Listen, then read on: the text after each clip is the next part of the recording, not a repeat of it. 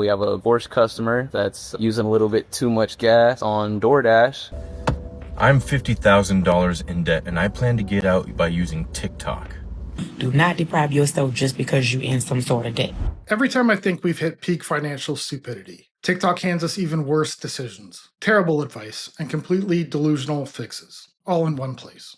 Welcome to the channel. I'm Mike, and here we talk about money, cars, avoiding debt, and keeping more of your paycheck. If that sounds good, hit that like and subscribe button and drop a comment. We have a Porsche customer that's using a little bit too much gas on DoorDash. They're looking to return their car, I guess. That's not necessarily something we typically do, but we'll see if we can make something happen for this guy. I didn't expect him to hit me with that. Yeah, I don't even know what to say there. Me and my wife bought that Porsche Macan from me yesterday. Okay, yeah. How you guys liking it so far? Man, is there a way we can return this thing, or maybe we could swap it out for something else? Swap it out for something else? What do you mean? What happened? Well, there's nothing wrong with the car, nothing like that. The only thing is, I've been using it for DoorDash last night, then today in the morning, but man, it just used too much gas, man. For your Porsche? Yeah. The Macan that we just bought yesterday, I don't think it's gonna work out. Why would you be using a Porsche to DoorDash?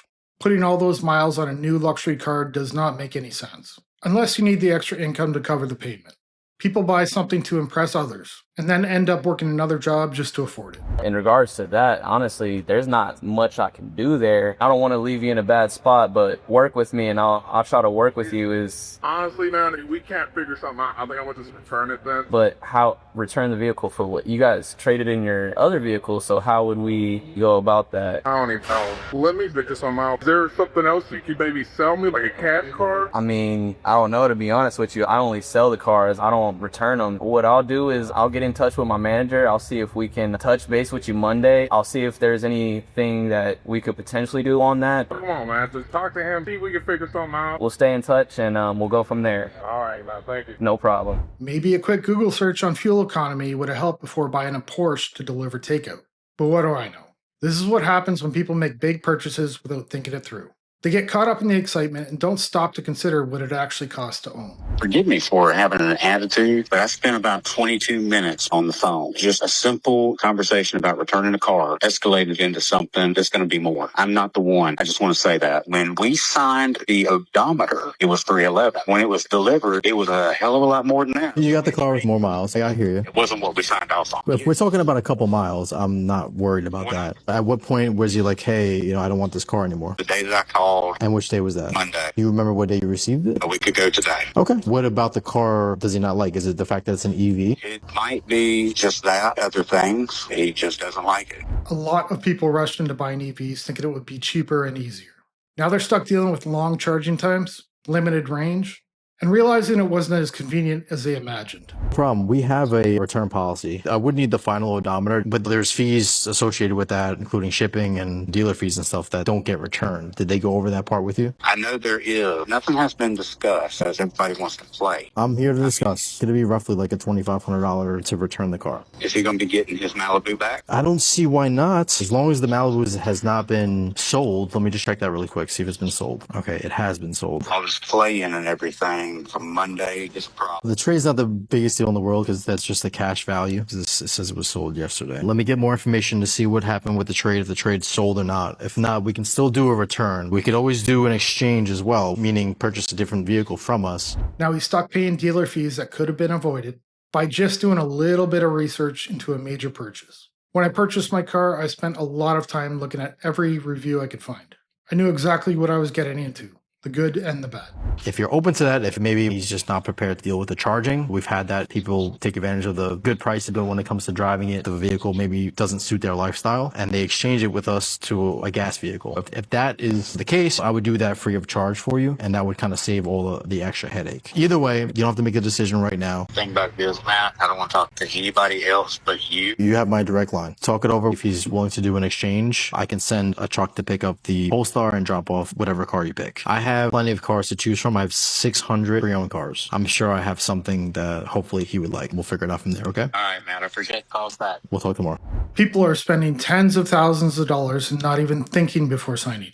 Your brain gives you a rush when you buy something exciting like a new car, but once that feeling wears off and things don't feel as great as you expected, that's when people start second guessing the decision. I'm $50,000 in debt and I plan to get out by using TikTok. How do I plan to do that? I'm not exactly sure. I'm very new to TikTok and I know that there are definitely ways, a lot of ways to make a lot of money on this app.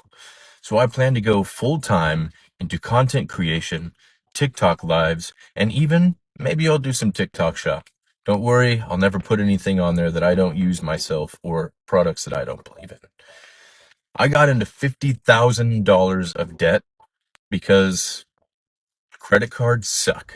So this guy went on to say he made some bad investments.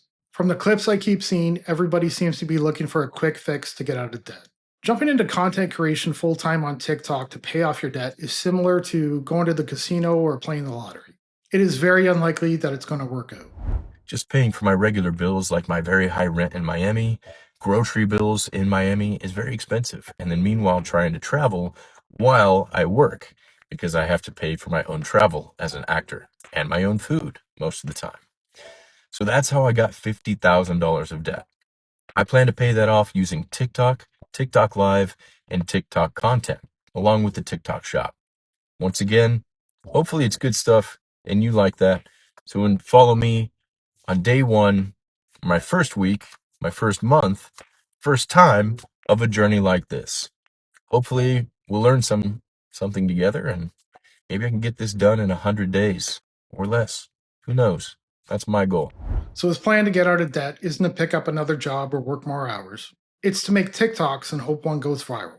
That's not really a debt strategy. That's just hoping the internet magically solves everything. At some point, you have to do real work if you want to get out of debt. But this type of thinking seems to be becoming very common. I'm in over $118,000 in debt, and $68,000 of that is auto loan debt. I saw a creator on here, and just 21 days she paid off her husband's truck secretly of over $9,000. And I'm on day 59, and I was really truly hoping that I could make at least $9,000 every 21 days. So if you put me at the 59 days, I would have made over...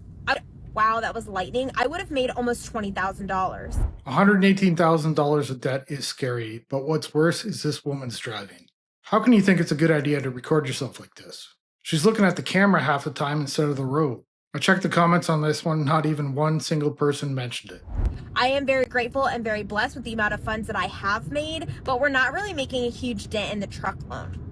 So I'm going to take a different perspective about the debt payoff, and we're going to start right now today with $0 and our balance being, I'm going to put it up on the screen. I am hoping that a couple of my videos will just go viral and I'll have more people come over to my page and just engage and become besties. And I do a lot of TikTok shops, so if you're a curvy girly or want to follow the debt trend, definitely give me a follow. And if you could engage from the bottom up, that would help me significantly. And again, it's looking for the easiest way out, and I get that, but it's very unlikely. Not only that, but you have to correct the actual issues that cause you to spend in the first place. Now, when I check the comments on these videos, it is almost all the same people. They're in debt, hoping to work together to make each other's videos viral, instead of working hard to pay it off. Now, if you're new to my page, my name's Maritza. I'm a mom of 4. We live and travel in an RV full time. And well, we sold everything to be minimalist and to become debt free. However, we're coming to find out that this lifestyle is not as cheap as we anticipated or as cheap as others told us. So, with that being said, we're still in debt and we're just barely making it. I know I'm not alone in this, and I know that there are other people in this world and other moms that are literally drowning in debt as well. So if you're in a similar situation, let's be besties, let's engage on each other's posts, and let's help each other get out of debt. A lot of people get themselves into debt and immediately start looking for an easy way out. They want a quick fix, but there usually isn't one. It takes time and better decisions. But this type of thinking is only going to make things worse. And to the lady that owes $264,000 worth of debt, live your life, girl. Live your life. That debt can be here to you, dead and gone, sugar. Live your life. I'm not saying go out there and be irresponsible and get yourself into any more debt. But what I am saying is this: do not deprive yourself of living your life, going places, eating out, vacation, doing this and doing whatever it is that makes you happy to do. Do not deprive yourself just because you're in some sort of debt. You understand what I'm saying? And I'm talking to me because I owe $200,000. $269,000 to be exact, or whatever. But that's neither here nor there. But I say all that to say this: some people, they think like, you know, they getting into all this, that, or whatever, student loans, whatever the case may be, and now it's like, oh, I can't do this, or I shouldn't do this, and I shouldn't do that. This has to be the worst advice I've ever seen. She needs to do exactly that. Deprive herself of almost everything to get that debt paid off. I don't understand this type of thinking where you deserve all these extras in life, like vacations or eating out. You only do if you can afford them. And with $250,000 of debt, you should be just surviving. You should still live your life and do it how you want to do it, because the bills is going to be here no matter what. The debt is going to be here no matter what, even after you're dead and gone. So live your life and do what you need to do that makes you happy or whatever. Don't, you know, deprive yourself just because you got all these bills or whatever. Don't do that. Still be responsible, but don't deprive yourself just because you have a lot of debt. Because I know I'm not. Baby, I'm living my best life. Do you hear me? And is. And that's why I suggest you do the same thing. Because that's what I'm talking about, me. I have a feeling this woman will be in debt for the rest of her life. When you're going through rough times, there is almost something comforting about knowing other people are going through the same thing. And it seems like she's encouraging people to make bad decisions. I really hope people don't take her advice. I'm going to end the video here and ask you to hit that like and subscribe button, drop a comment below. I will see you in the next one. Bye.